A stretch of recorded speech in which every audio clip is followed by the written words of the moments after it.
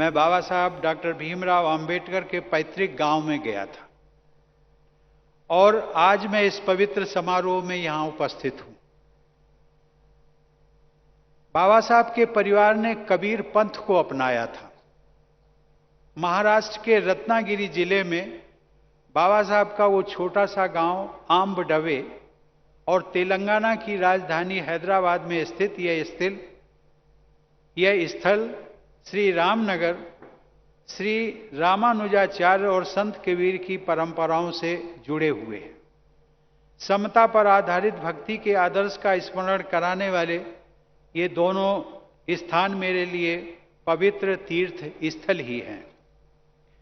Ladies and gentleman, Baba Saheb Dr. Bhimrao Ambedkar, the main architect of our constitution, who stood for social justice, had clearly stated that the fundamental constitutional ideals of our modern republic are based on the cultural heritage of India.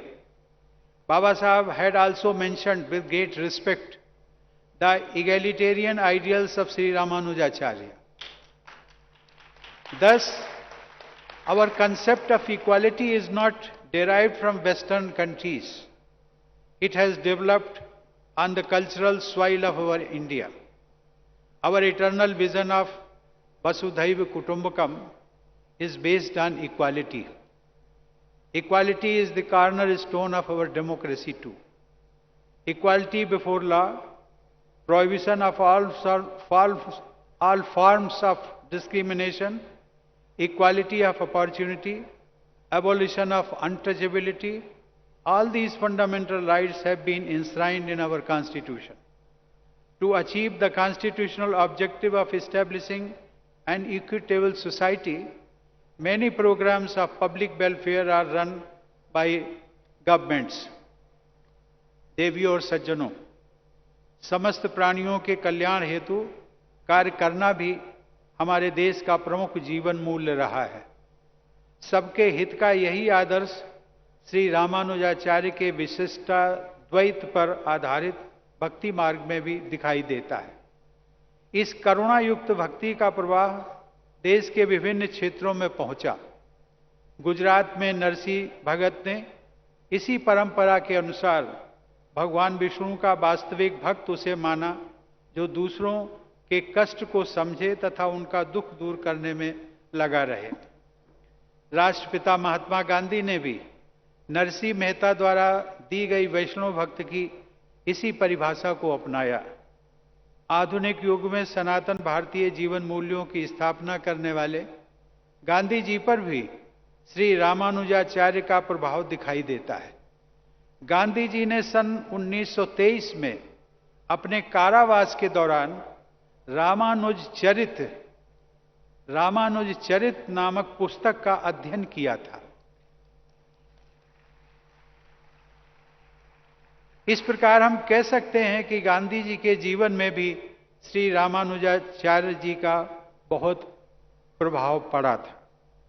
Shri Ramanujacharya के बाद की सहस्त्राब्दी में उनकी सोच से कोई भी व्यक्ति अछूता नहीं रहा।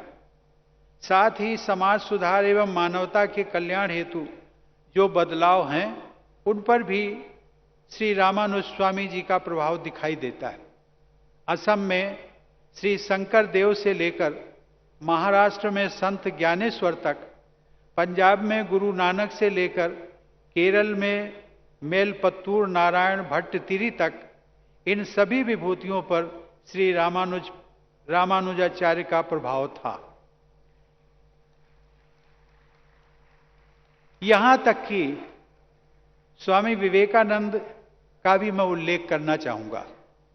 स्वामी विवेकानंद ने भी कहा है कि you may mark the characteristic since the time of Ramanuja, the opening of the door of spirituality to everyone, that has been the watchword of all the prophets succeeding Ramanuja. देवियों और सज्जनों, श्री रामानुजाचार्य जैसे संत युग प्रवर्तक भी होते हैं और युग दृष्टा भी।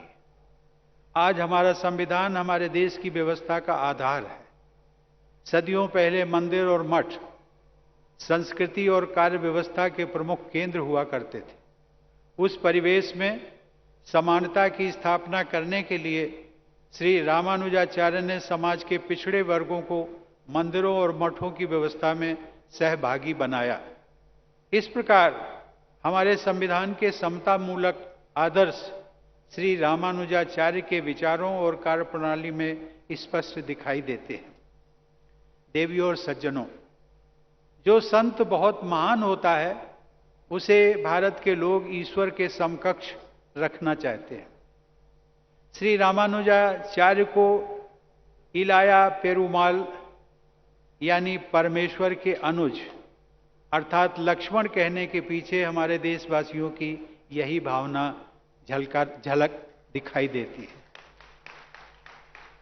एक लोकप्रिय श्लोक में अलग अलग युगों में जन्म लेने वाले भगवान विष्णु के छोटे भाइयों का उल्लेख किया गया है।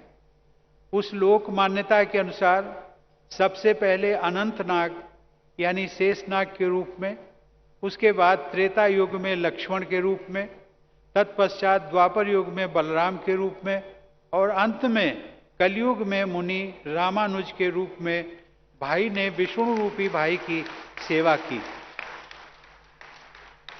यह लोक मान्यता श्री रामानुजाचार्य के अतुलनीय महत्व को रेखांकित करती है।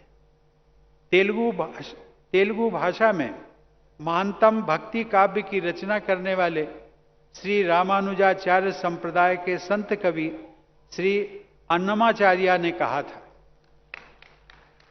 क्या कहा था?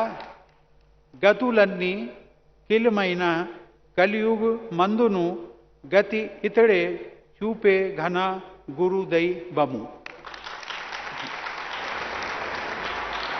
अर्थात इस कलयुग में जब मुक्ति के सभी मार्ग बंद हैं, तब ईश्वर की भांति श्री रामानुजाचार्य सभी प्राणियों को मुक्ति का मार्ग दिखाते हैं। देवियों और सज्जनों, हमारी परंपरा में प्रेम और भक्ति को व्यक्त करने के लिए साकार प्रतिमा या मूर्ति को आधार बनाया जाता है। किसी स्वरूप के आलंबन के बिना भावनाओं की अभिव्यक्ति नहीं हो सकती। तिरुपति बालाजी तथा श्री पद्मनाभ स्वामी के मंदिर में दर्शन करते समय जिस प्रकार की भक्ति भावना का अनुभव मैंने स्वयं में किया, वह केवल चिंतन और कल्पना के आधार पर संभव नहीं है। वेद साहित्यों में ऋषियों द्वारा देवताओं से की गई यह प्रार्थना मिलती है, जिसमें कहा गया है, अश्मा भवतु ते तनु, अर्थात आपका शरीर दृश्यमान बने, जिससे कि हम सहज भाव में आपका दर्शन कर सकें। ईश्वरीय गुणों से युक्त विभूतियों को ठोस आकार में देखने की यह भावना ही श्री रामानुजाचार्य की इस विशाल प्रतिमा के निर्माण की प्रेरणा रही है। इस दिव्य तथा भव्य समता मूर्ति के निर्माण के लिए श्री रामानुज शताब्दी समारोह के आयोजन के लिए मैं आदरणीय जीआर स्वामी जी तथा सभी आयोजकों की भूरी भूरी प्रशंसा करता हूं। यह भव्य एवं विशाल प्रतिमा, जैसा कि आप सब जानते हैं, पंचधातु से निर्मित एक मूर्ति मात्र नहीं है। यह प्रतिमा भारत की संत परंपरा का मूर्तिमान स्वरूप है। यह प्रतिमा भारत के समता मूलक समाज के स्वप्न का मूर्तिमान स्वरूप है। यह प्रतिमा भारत की आध्यात्मिक महानता का मूर्तिमान स्वरूप है। यह प्रतिमा भारत के स्वर्णिम भविष्य का मूर्तिमान स्वरूप है। Ladies and gentlemen, we have been celebrating the 75 years of Indian independence. One of the objectives of Azadi Ka Amrit Mahotsav is to rediscover those values that inspired our freedom struggle. Then the young generation would come to know the sources of the various movements led by Gandhiji, Baba Sahab, Dr. Ambedkar and others. Then they will realize how the founding fathers of our republic connected us to our heritage as expressed in the life and work of Sri Ramanuja. देवियों और सज्जनों, वैष्णव परंपरा में लोक संग्रह अर्थात सबके कल्याण के लिए कार्य करने को सर्वाधिक महत्व दिया गया है। मैं चाहूंगा कि जिस निष्ठा के साथ आप सब ने इस मूर्ति का निर्माण किया है अर्थात करने में सहयोग दिया है, उसी भावना के साथ आप सब नर नारायण की सेवा तथा कल्याण हेतु देशव्यापी योजनाओं की परिकल्पना करें तथा उन योजनाओं को कार्य रूप प्रदान करें। मुझे विश्वास है कि इस संस्था द्वारा लोक कल्याण के प्रभावशाली कार्य किए जा रहे हैं और आगे भी किए जाएंगे। ऐसे प्रकल्पों से समता मूलक समाज के निर्माण की दिशा में हमारे राष्ट्रीय प्रयासों को बल मिलेगा। धन्यवाद। जय हिंद।